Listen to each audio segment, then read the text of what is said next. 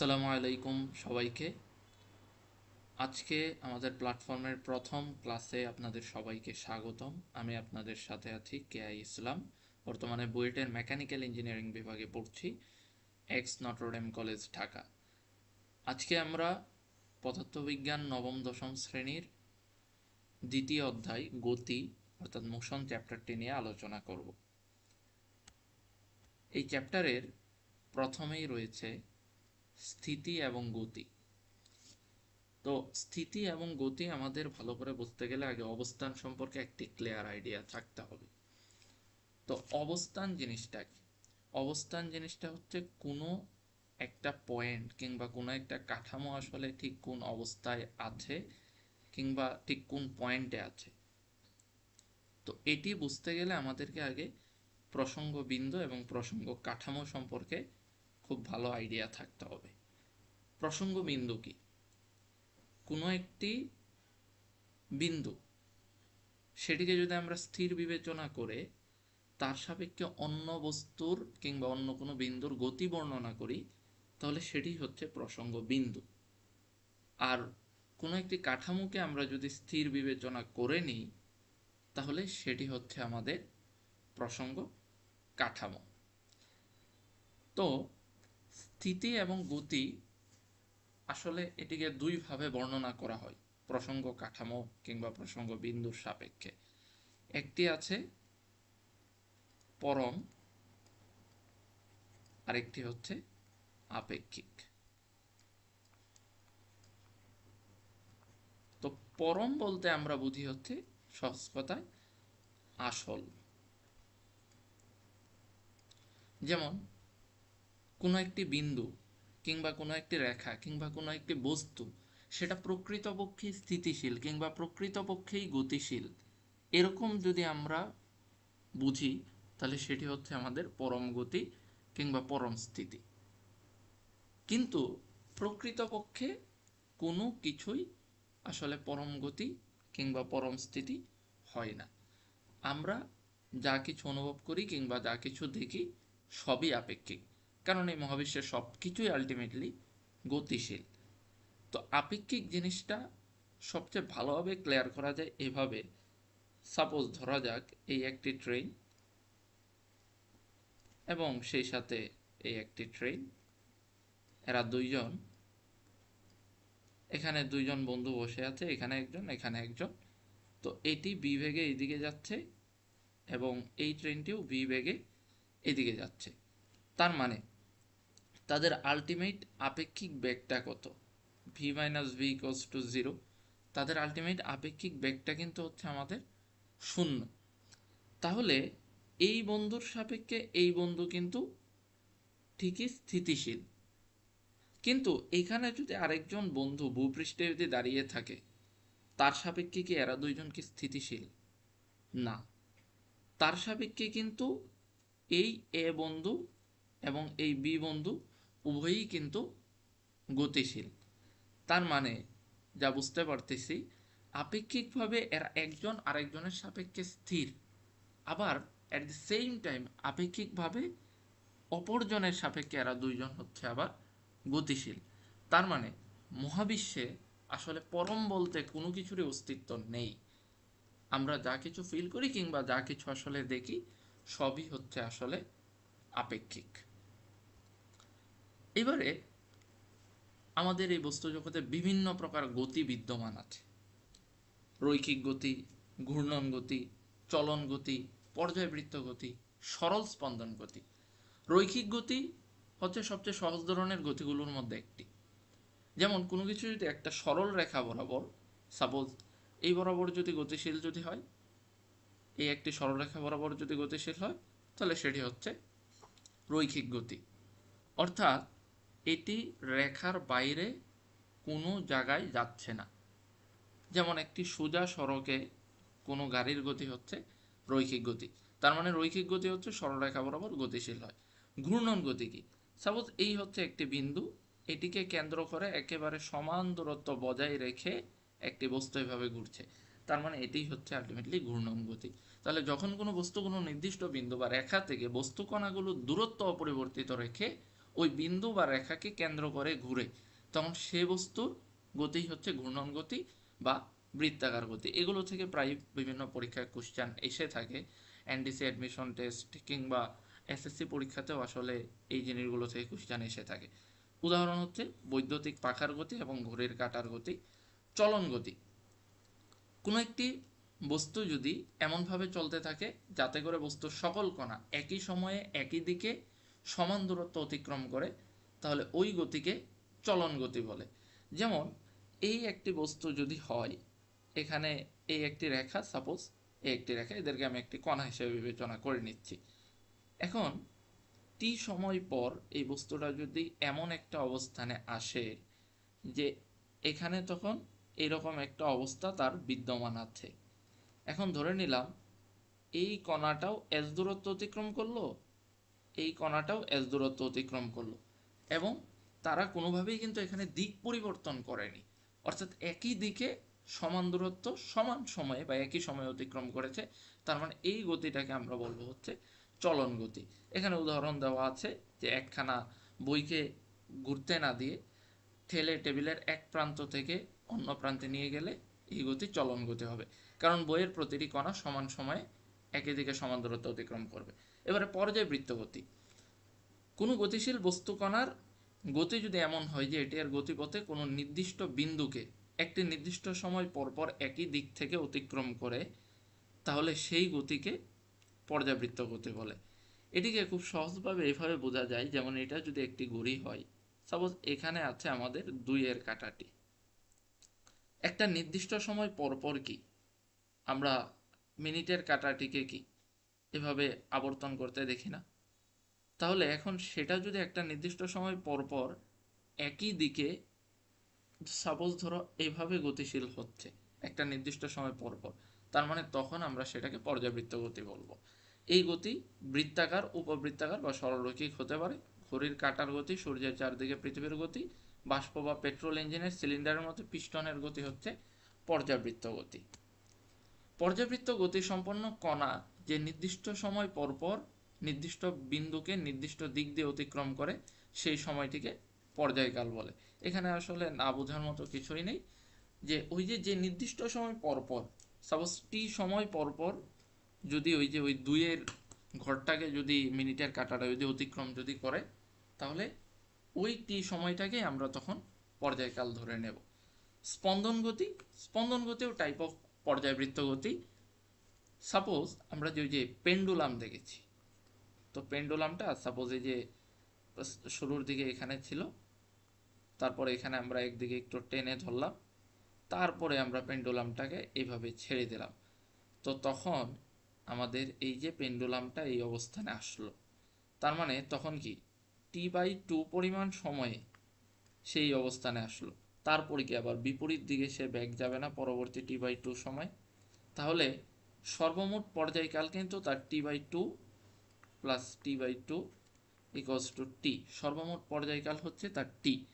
কিন্তু এই যে টি এর অর্ধেক সময় সে একটা নির্দিষ্ট দিকে এবং বাকি অর্ধেক সময় একই পথে তার বিপরীত দিকে সে চলতেছিল, এই জন্যেই এই বিশেষ পর্যাবৃত্ত গতিটাকে আমরা স্পন্দন গতি বলছি। স্পন্দন গতির উদাহরণ হচ্ছে সরল দোলকের গতি, কম্পনশীল সুরশলাকার গতি ও গিটারের তারের গতি। এগুলো থেকে এসএসসি পরীক্ষাতে কোশ্চেন এসে থাকে, এমসিকিউ টাইপ কোশ্চেন এগুলো থেকে এসে থাকে। পরবর্তীতে আমরা চলে যাচ্ছি স্কেলার রাশি এবং ভেক্টর রাশি। স্কেলার রাশির সহজ নাম হচ্ছে অদিক রাশি, আর ভেক্টর রাশির অপর নাম দিক রাশি বা সদিক রাশি। স্কেলার রাশি হচ্ছে আমরা যে সকল ভৌত রাশিকে শুধুমাত্র মান দিয়ে প্রকাশ করতে পারি, দিক নির্দেশের কোনো প্রয়োজনই হয় না। যেমন তোমার ভর কত, আমার ভর 40 কেজি, তাহলে এই ক্ষেত্রে কি আমার কি কোনো দিকের উপর কি এটা ডিপেন্ডেন্ট? না, এটা দিকের উপর ডিপেন্ডেন্ট না। তার মানে আমার ভর হচ্ছে একটা স্কেলার রাশি। দৈর্ঘ্য, দ্রুতি, কাজ, শক্তি, সময়, তাপমাত্রা, এগুলো সবই স্কেলার রাশির উদাহরণ। ভেক্টর রাশি এই ভৌত রাশিগুলোকে প্রকাশের জন্য মান এবং দিক উভয়ের প্রয়োজন হয়। যেমন কোনো একটা বস্তুর ব্যাগ কত, এই ব্যাগটি শুধুমাত্র মানের উপর নির্ভরশীল না, সেই সাথে তার দিকও আমাকে ডিফাইন করে দিতে হয়, যে এই ব্যাগটা কোন দিকে সে প্রাপ্ত হয়েছে। সেমভাবে ত্বরণ, বল, তড়িৎ প্রাবল্য এই সবগুলোর জন্যই মানের পাশাপাশি দিকেরও প্রয়োজন হয়। তো এখন ধরো এ অর্থাৎ ত্বরণ একটা ভেক্টর রাশি, একে আমরা ঠিক আলটিমেটলি কিভাবে প্রকাশ করব। একে এইভাবে প্রকাশ করা যায় উপরের তীর চিহ্ন দিয়ে। বইগুলোতে দেখবে যে একে অনেক সময় বোল্ড করেও প্রকাশ করা হয়েছে প্রিন্টিংয়ের সময়, অনেক সময় দেখবে যে ইটালিক অক্ষরেও প্রকাশ করা হয়েছে। এই সব কিছু দিয়েই আলটিমেটলি আসলে ভেক্টর রাশিকে প্রকাশ করা যায়। তো স্কেলার রাশি এবং ভেক্টর রাশি, যেমন এখানে দূরত্বকে ডি দিয়ে প্রকাশ করা হয়েছে, দ্রুতিকে ভি, সময় টি, শক্তি ই, এই সবগুলোকে আমি শুধুমাত্র মান দিয়েই ডিফাইন করে ফেলতে পারতেছি। এই কারণে এরা হচ্ছে স্কেলার রাশি। আর ভেক্টর রাশির ক্ষেত্রে যেমন সরণ, বেগ, বল, ত্বরণ, এস, ভি, এফ, এ, এগুলোকে এই যে দেখো উপরে তীর চিহ্ন দিয়ে প্রকাশ করা হয়েছে। যেমন সরণ 40 মিটার পূর্ব দিকে, আমার সেই সাথে দিক ডিফাইন করে দিতে হচ্ছে।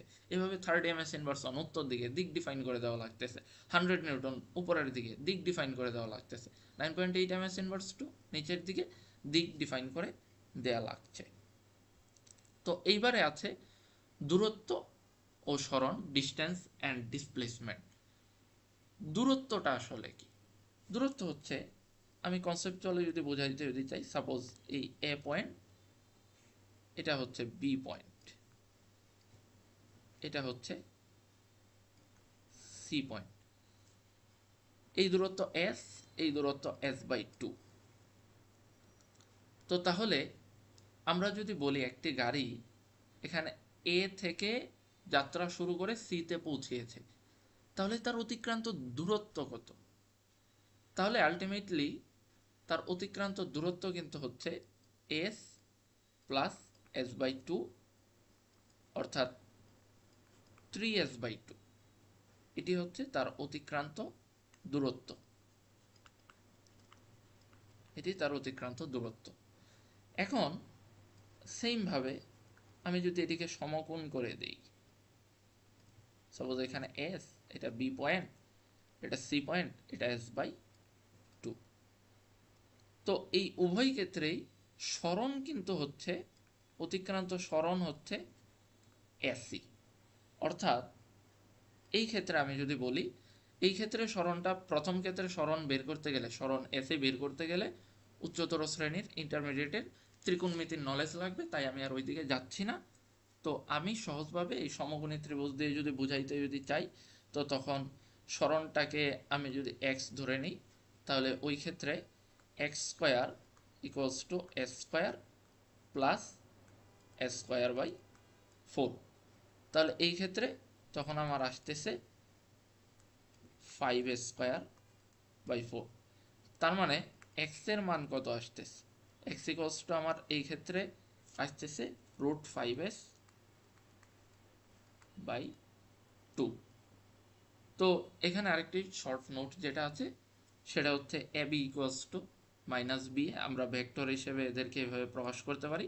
দূরত্ব এবং সরণ দুটোর মাত্রাই হলো দৈর্ঘ্যের মাত্রা, আর সরণকে আমরা ভেক্টর হিসেবে এল দ্বারা বোল্ড করে প্রকাশ করি, দূরত্বকে স্কেলার হিসেবে এল দ্বারা আমরা ওই শুধুমাত্র এল দ্বারাই প্রকাশ করে থাকি, কোনো বোল্ড করার আসলে প্রয়োজন হয় না। তো এইবারে আমাদের আছে দ্রুতি এবং বেগ, স্পিড অ্যান্ড ভেলোসিটি। দ্রুতি জিনিসটা কি? দ্রুতি হচ্ছে দূরত্ব পরিবর্তনের হার। দূরত্বকে আমরা যদি ডি দিয়ে প্রকাশ করি এবং একই সাথে সময় যদি হয় টি, তাহলে দ্রুতি ভি হচ্ছে d/t।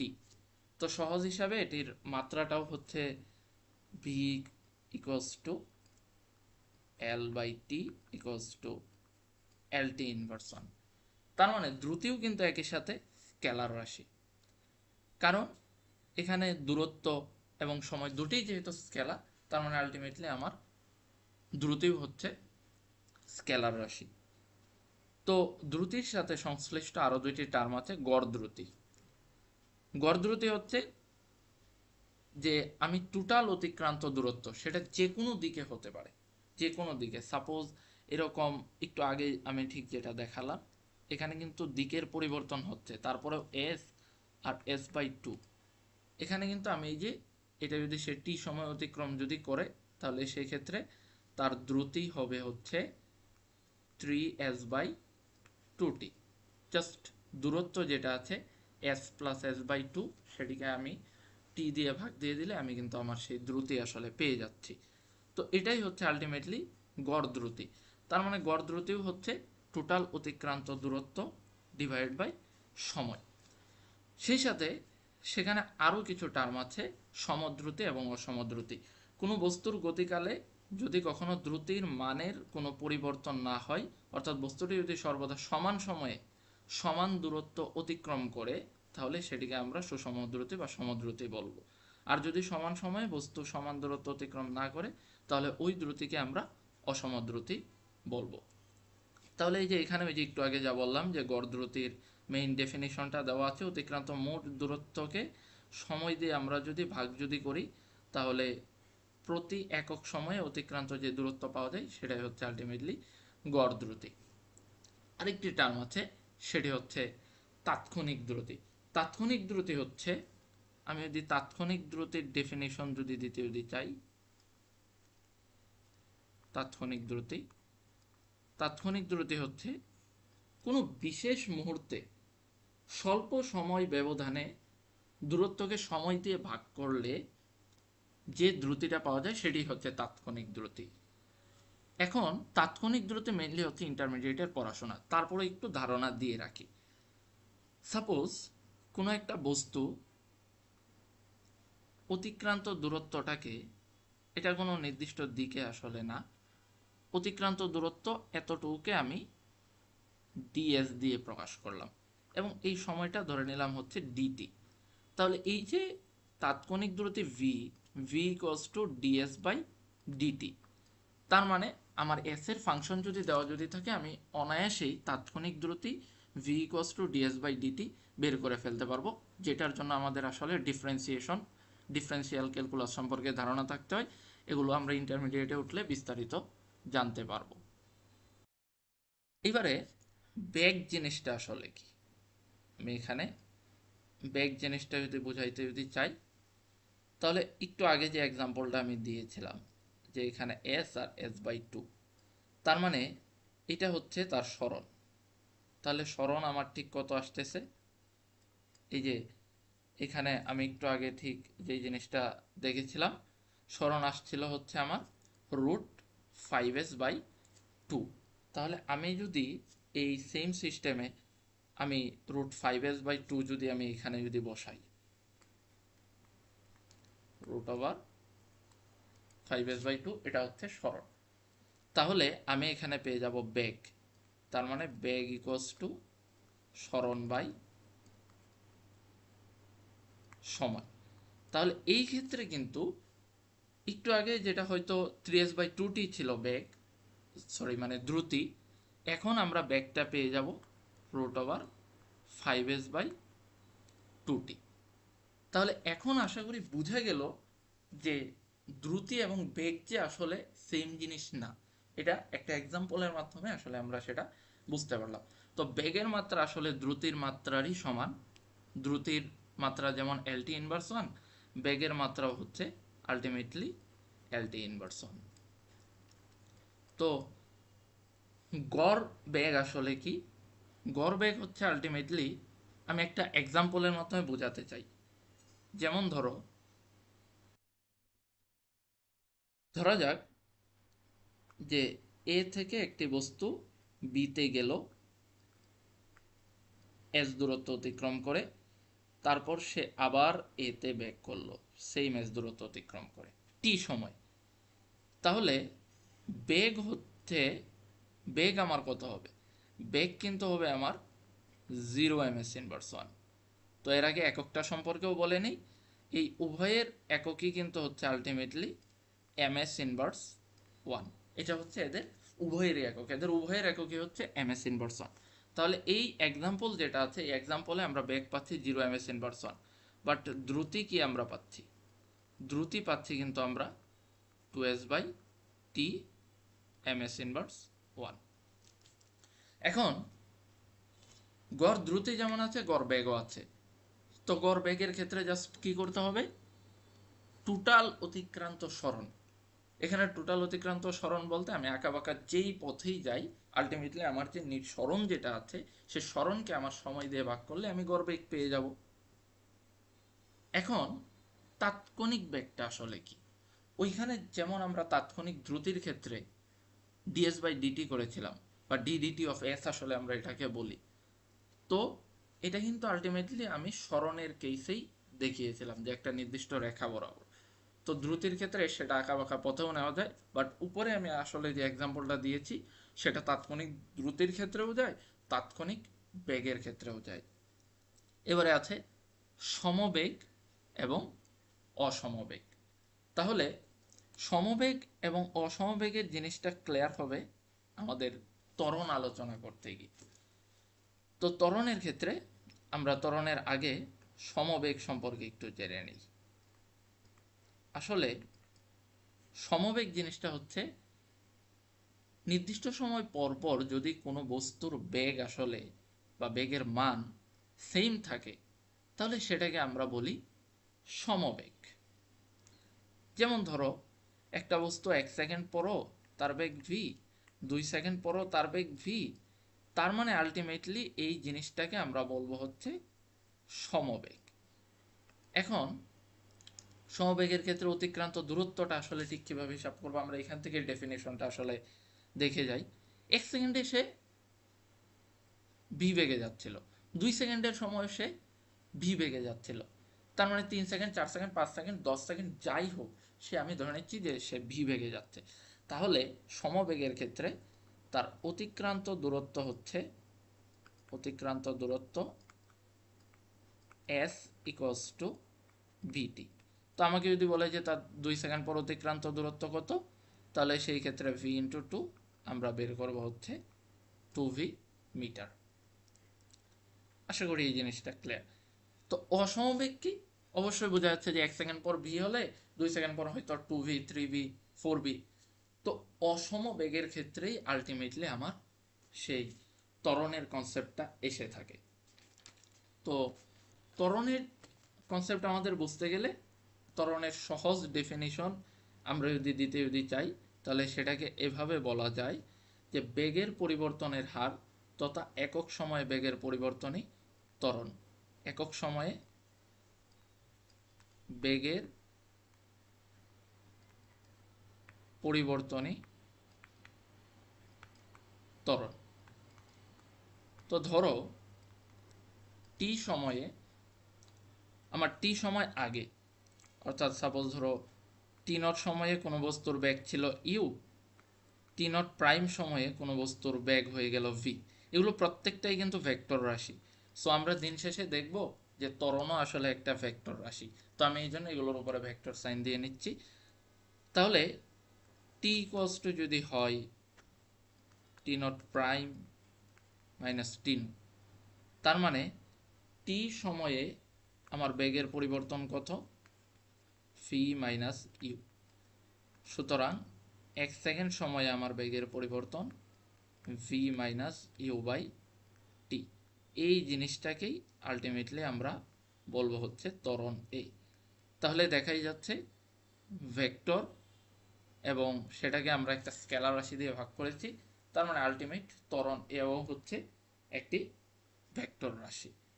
তো এখন ভেক্টর রাশি তো সেটা বুঝলাম, কিন্তু তাহলে ত্বরণ কি তাহলে সমবেগের ক্ষেত্রে হয় না? সমবেগের ক্ষেত্রে তুমি যদি চিন্তা করো, এই ক্ষেত্রে ত্বরণ দেখবে যে এই ক্ষেত্রে যদি এর মান আমরা বের যদি করি v minus v by t equals to 0 ms inverse 2। এটা পরীক্ষার ক্ষেত্রে অনেক একটা কমন কোশ্চেন যে সমবেগে ত্বরণ শূন্য প্রমাণ করো। তো তখন আমরা যদি এইভাবে দেখিয়ে দিই তখনই আলটিমেটলি হয়ে যায়। আর ত্বরণ কোন ক্ষেত্রে প্রযোজ্য? অসমবেগের ক্ষেত্রে। অসমবেগের ক্ষেত্রে কি একটা মানে এক এক সময় আমার বেগের মান এক এক রকম থাকে, তো তখন দেখা যায় যে আমার সেই ক্ষেত্রে ত্বরণের হিসাবটা চলে আসে। তো ত্বরণের ক্ষেত্রেও আমার সমত্বরণ আছে, অসমত্বরণ আছে। তো সমত্বরণে দেখা যায় যে ত্বরণের মান সবসময় সেম থাকে, অসমত্বরণের ক্ষেত্রে ত্বরণের মান একটা নির্দিষ্ট সময় পর পর কিংবা বিভিন্ন সময় দেখা যায় যে বিভিন্ন রকম হয়। তো সরল পথে চলমান বস্তুর সময়ের সাথে বেগ বৃদ্ধির হারটাই হচ্ছে আলটিমেটলি ধনাত্মক ত্বরণ বা ত্বরণ। এবং সময়ের সাথে তো এখন বেগ হ্রাসও পেতে পারে। তাহলে সময়ের সাথে আমার যদি বেগ হ্রাস পাই, তখন সেই বেগ হ্রাসের হারটাকে আমরা বলবো হচ্ছে মন্দন। এইবারে আমরা চলে যাচ্ছি আমাদের এই চ্যাপ্টারের সবচেয়ে ইন্টারেস্টিং পার্ট, গতির সমীকরণ, ইকুয়েশনস অফ মোশন। তো এটা ইন্টারেস্টিং পার্ট হলেও এটা আসলে আমাদের মানতেই হবে। এটা এমন একটা চ্যাপ্টার যেখানে প্র্যাকটিসের আসলে কোনো বিকল্প নেই। এখানে আমাদের প্রচুর প্র্যাকটিস করতে হবে। আমরা আমাদের এই ক্লাসের মধ্যেও পর্যাপ্ত সংখ্যক প্র্যাকটিসের ব্যবস্থা রেখেছি। তো চলো সামনে আগানো যাক। প্রথমে আমরা গ্রাফের মাধ্যমে একটা জিনিস আসলে এটি অবজার্ভ করি। সাপোজ ধরা যাক এদিকে আমাদের সময় টি নিলাম, এদিকে নিলাম ভি। এখানে এই দুইটা পয়েন্ট আমার আছে। সাপোজ এই পয়েন্টটা হচ্ছে আমার টি নট ইউ, অ্যান্ড এই পয়েন্টটা হচ্ছে আমার টি নট প্রাইম ভি। সুতরাং এটি একটি সরলরেখা হয়ে গিয়েছে। তাহলে এই যে দুইটি পয়েন্ট, এটা টি নট হচ্ছে আমার এক্স স্থানাঙ্ক প্রথম বিন্দু। সাপোজ এই বিন্দুটা হচ্ছে আমার এ বিন্দু, এই বিন্দুটা হচ্ছে আমার বি বিন্দু। তো এ বিন্দুর এক্স স্থানাঙ্ক টি নট, ওয়াই স্থানাঙ্ক ইউ, বি বিন্দুর এক্স স্থানাঙ্ক টি নট প্রাইম এবং ওয়াই স্থানাঙ্ক ভি। তাহলে এই যে এবি সরলরেখা, এবি সরলরেখার ঢালটা কত, আমরা সেটা হায়ার ম্যাথের 11 নম্বর চ্যাপ্টারে এই জিনিসটা আছে। তাও আমি এখানে আরেকটু ডিটেলসেই বলে দিচ্ছি। y2 minus y1 divide by x2 minus x1। তার মানে y2 কত v, y1 হচ্ছে u ডিভাইড বাই x2 হচ্ছে টি নট প্রাইম অ্যান্ড x1 হচ্ছে টি নট। তার মানে v minus u by t. তাহলে এই জিনিসটাই কিন্তু হচ্ছে আমাদের a। তাহলে এখান থেকে আমরা দেখতে পাচ্ছি v minus u equals to at. সুতরাং v equals to u plus at. এটি হচ্ছে আমাদের গতির একটি বিখ্যাত সমীকরণগুলোর মধ্যে একটি। তো এটা আমরা একদম মুখস্থ রাখবো। এইবারে আমরা যে জিনিসটা লক্ষ্য করব, একটু আগেই তো আমরা জেনে এসেছি সমবেগের ক্ষেত্রে s ইকুয়ালস টু vt। কিন্তু এখন যখন অসমবেগ হচ্ছে, বাট যখন সুষম ত্বরণ থাকবে, তো তখনই তো আলটিমেটলি আমাদের গ্রাফটা এরকম হয়ে যাচ্ছে যে একটি সরল রেখা। অর্থাৎ এখানে বেগটা কিন্তু সবসময় আমার সেম থাকতেছে না। এই যে আমরা যদি এবি সরলরেখাটা অবজার্ভ যদি করি, বেগের মান আমাদের কখনোই সেম থাকতেছে না, বাট ঢালটা কিন্তু সবসময় কনস্ট্যান্ট। তার মানে কি, এর মান সবসময় কনস্ট্যান্ট, তার মানে এটা একটা সমত্বরণ মিন্স করছে। তাহলে এই সকল ক্ষেত্রে গড় বেগের মানটা আসলে দেখা যায় যে দুইটি বেগের গড়ের মানের সমান হয়। তাহলে গড় বেগ v equals to capital V equals to u plus v by two. তাহলে s ইকুয়ালস টু আমাদের u plus v by two into t বলতে পারতেছি। তাহলে ভি ইকুয়ালস টু যদি আমরা বলি ইউ প্লাস এটি, তার মানে ইউ প্লাস এটি বাই টু হোল ইন্টু টি। তার মানে টু ইউ প্লাস এটি বাই টু ইন্টু টি। তার মানে আমরা এট লাস্টে পাবো ইউটি প্লাস হাফ এটি স্কোয়ার। তো এটাও আমরা খুব সুন্দরভাবে যত্ন করে মনে রাখবো যে s equals to UT plus half এটি স্কোয়ার। তো এখানে এই দুইটা জিনিসই আসলে মনে রাখতে হবে, কখন কোন সূত্র আসলে কাজে লাগে সেটা অঙ্ক করার আগে আসলে ঠিক কখনোই বোঝা যায় না। তার মানে এই জিনিসটা আমরা খুব যত্ন করে এই তিনটা সূত্র মনে রাখবো। এইবারে চলো আমরা আরেকটা সূত্র দেখে নিই। একটু আগে তো আমরা দেখলামই যে v equals to u plus at. এবারে কেমন হয় যদি আমরা এটাকে বর্গ করে দিই, v square equals to u plus at whole square, তাহলে আমরা পাবো u square plus two u at plus s square t square. তাহলে এখান থেকে আমরা ইউ স্কোয়ার প্লাস, এবারে এখান থেকে টু এ কমন নিতে পারি। টু এ যদি কমন যদি নেই তাহলে আমরা পাচ্ছি ইউটি প্লাস হাফ এটি স্কোয়ার। তো কমন নেওয়া বলতে আলটিমেটলি আমরা কি বোঝাচ্ছি, যে আমরা আমাদের হিসাবের সুবিধার্থে এই যে পুরো রাশি যেটা আছে টু এ কমন নেওয়ার মানে হচ্ছে বাকি প্রত্যেকটা পদকে আমি টু এ দিয়ে ভাগ করে আসলে আলটিমেটলি কত পাচ্ছি। তাহলে এখান থেকে ইউটি প্লাস হাফ এটি স্কোয়ার সমান আবার আমরা পেয়েছিলাম এস, তার মানে u square plus two a s. তাহলে এই সূত্রটাও আমরা টিটিএম একেবারে টনটনে মুখস্থ রাখবো। তাহলে v equals to u plus a t, s equals to u plus v by two whole into t, এবং s equals to UT plus half এটি square and v square equals to u square plus two a s. এই চারটা সূত্র একবারে টনটনে মুখস্থ রাখতে হবে। যদি আমরা দেখি যে মন্দন হচ্ছে, তাহলে মন্দন মানে কি ঋণাত্মক ত্বরণ, তার মানে তখন জাস্ট আমরা প্লাসের জায়গাতে যেগুলোতে এ আছে, যে সকল পদগুলোতে এ আছে সেগুলোর আগে প্লাসের জায়গায় আমরা মাইনাস বসিয়ে দেব। আমরা চলো কয়েকটা ম্যাথ দেখে নিই। ম্যাথ দেখে নিলে আসলে আমাদের প্র্যাকটিসগুলো আলটিমেটলি আরও সুবিধাজনক হয়ে যাবে। যেমন এখানে কি বলবো, যে একটি গাড়ির বেগ 5 ms ইনভার্স 1 থেকে সুষমভাবে বৃদ্ধি পেয়ে 10 সেকেন্ড পরে 45 ms ইনভার্স 1 হয়। গাড়িটির ত্বরণ বের করো। তার মানে এটি হচ্ছে ইউ আদিবেগ, এটি হচ্ছে সময় টি, অ্যান্ড এটা হচ্ছে ভি শেষ বেগ। তাহলে ত্বরণ a equals to v minus u by t. তাহলে ভি এর মান আলটিমেটলি আমার কত ছিল, ভি এর মান ছিল 45, ইউ এর মান ছিল 5, অ্যান্ড সময়ের মান ছিল 10। তার মানে 40/10 equals to 4 ms inverse 2. That's the answer. এবারে একটি গাড়ির বেগ 20 ms ইনভার্স 1 থেকে সুষমভাবে হ্রাস পেয়ে, এই যে 20 ms ইনভার্স 1 থেকে সুষমভাবে হ্রাস পেয়ে, তার মানে এটা হচ্ছে ইউ এর মান, 4 সেকেন্ড পরে টি এর মান, অ্যান্ড দেন হচ্ছে শেষ বেগ ভি এর মান 4 ms ইনভার্স 1 হয়। গাড়িটির ত্বরণ বের করো। তাহলে ত্বরণ a equals to v minus u by t. তাহলে ভি এর মান 4, আদিবেগ ইউ এর মান 20, টি এর মান 4, তার মানে মাইনাস 16/4 মাইনাস 4 ms ইনভার্স 2। তো মাইনাস 4 ms ইনভার্স 2 কিন্তু ত্বরণের মান। এখন কোনো কারণে আমার প্রশ্নে যদি বলতো যে আসলে মন্দনের মান কত, তাহলে মন্দনের মান আমরা তখন বলতাম 4 ms ইনভার্স 2।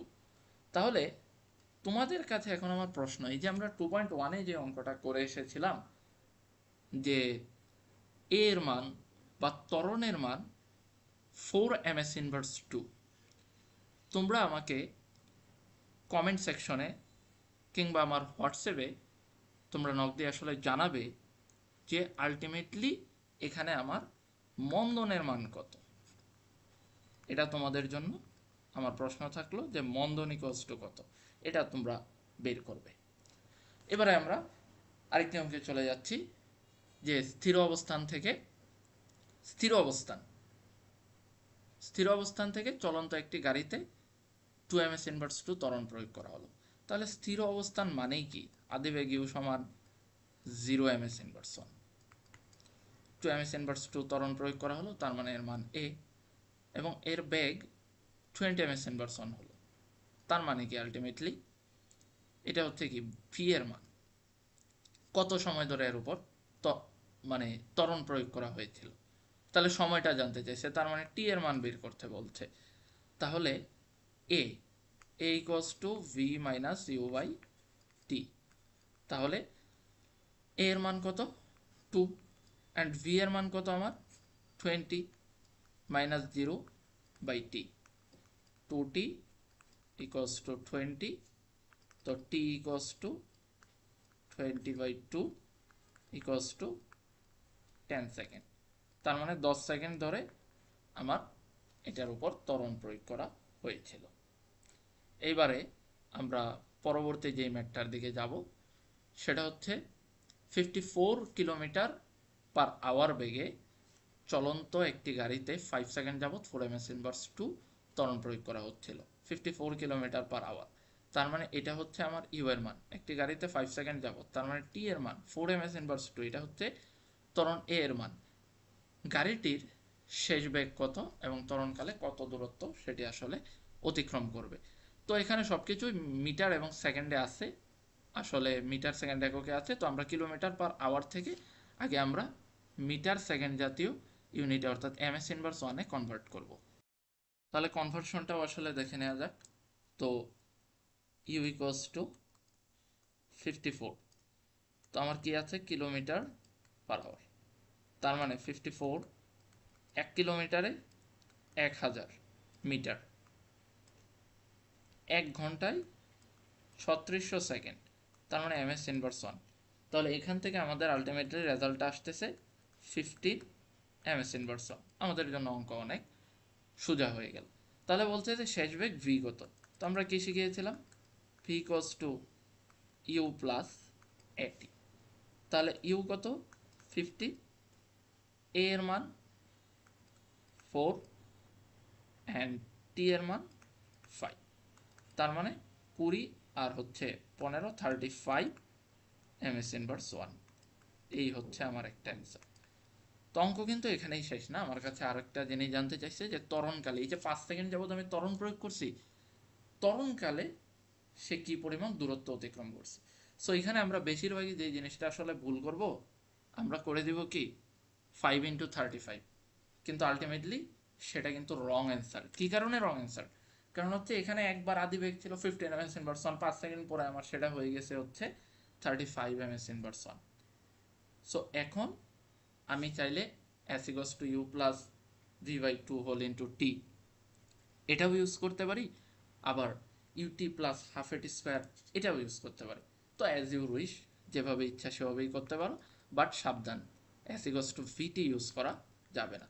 তাহলে s equals to ut plus half এটি স্কোয়ার, আমি যদি এটা ইউজ যদি করি তাহলে ইউ এর মান হচ্ছে আমার 15 আর টি এর মান হচ্ছে 5 প্লাস হাফ ইন্টু এ এর মান হচ্ছে 4 টি স্কোয়ার, 5 স্কোয়ারের মান একেবারে লিখে দিলাম 25।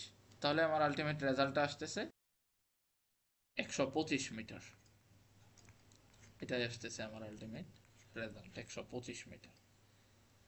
এখন বলছে যে সোজা রাস্তায় স্থির অবস্থান থেকে একটি বাস 10 ms ইনভার্স 2 ত্বরণে চলার সময়, তার মানে এটা হচ্ছে এর মান, সুষম ত্বরণে চলার সময় 80 মিটার দূরত্বে রাস্তার পাশে দাঁড়ানো এক ব্যক্তিকে কত বেগে অতিক্রম করবে। তার মানে আলটিমেটলি আমার এটা হচ্ছে এস এর মান। তাহলে এ দেয়া আছে, এস দেওয়া আছে, আরেকটা জিনিস আমার দেয়া আছে, সেটা হচ্ছে স্থির অবস্থান। স্থির অবস্থান মানে কি? U equals to 0 ms inverse 1। তো আমরা কি একটা সূত্র কি শিখে নিই যে v square equals to u square plus 2as। তো সবসময় কি দেয়া আছে এগুলার ভিত্তিতে আমরা যদি একটু চিন্তা করি তাহলে দেখা যাবে যে সূত্রগুলা আমাদের জন্য মাথায় আনা অনেক যুক্তিযুক্ত এবং সহজ হয়ে যায়। তার মানে 0 square plus 2 into 10 into S এর মান হচ্ছে আমার 80। তার মানে আমার আসতেছে 1600। তার মানে 1600 মানে ভি এর মান আমার কত আসতেছে? 40 ms ইনভার্স 1। তার মানে সে 40 ms ইনভার্স 1 থেকে অতিক্রম করবে। এই হচ্ছে আলটিমেটলি আমার বিষয়। এখন হচ্ছে একটা গাড়ি 60 মাইলস পার আওয়ার বেগে চলমান অবস্থায় হঠাৎ তার ইঞ্জিন বন্ধ হয়ে যায়। আচ্ছা, ইঞ্জিন বন্ধ হয়ে যাওয়া মানেটা আলটিমেটলি কি? ইঞ্জিন বন্ধ হয়ে যাওয়া মানে কি? সেই গাড়িটা কিন্তু কিছুক্ষণ পর থেমে যাবে। তার মানে তার আগে যে ব্যাগ ছিল অবভিয়াসলি সেই ব্যাগ থাকবে না, সেটা আলটিমেটলি কমতে কমতে দেখা যাবে যে জিরো হয়ে যাচ্ছে। তার মানে এখানে কি মন্দন হচ্ছে। তাহলে এই যে আমাকে বলছে যে মন্দন হচ্ছে বা ঋণাত্মক ত্বরণ হচ্ছে, এখন মন্দনের মান কত, তার মানে ঋণাত্মক ত্বরণের মান কত। আলটিমেটলি ত্বরণের মান কিন্তু আমার এখানে নেগেটিভই আসবে, বাট আমি আসলে তখন বের করব যে আমার মন্দন অর্থাৎ ঋণাত্মক ত্বরণ মান কত। তার মানে এখানে আমি তখন মন্দন হিসেবে পজিটিভটাই কিন্তু নিব।